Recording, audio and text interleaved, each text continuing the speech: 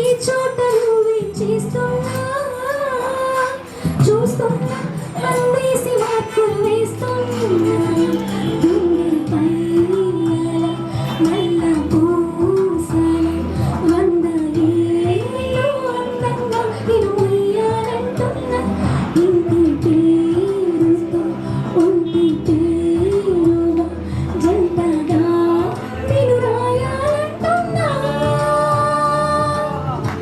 మాస్టారు మాస్టారు నా మనసుని గెలిచారు అచ్చం నీ కలగన్నట్టే గెలిచారు మాస్టారు మాస్టారు నా మనసుని గెలిచారు అచ్చం నీ కలగన్నట్టే గెలిచారు.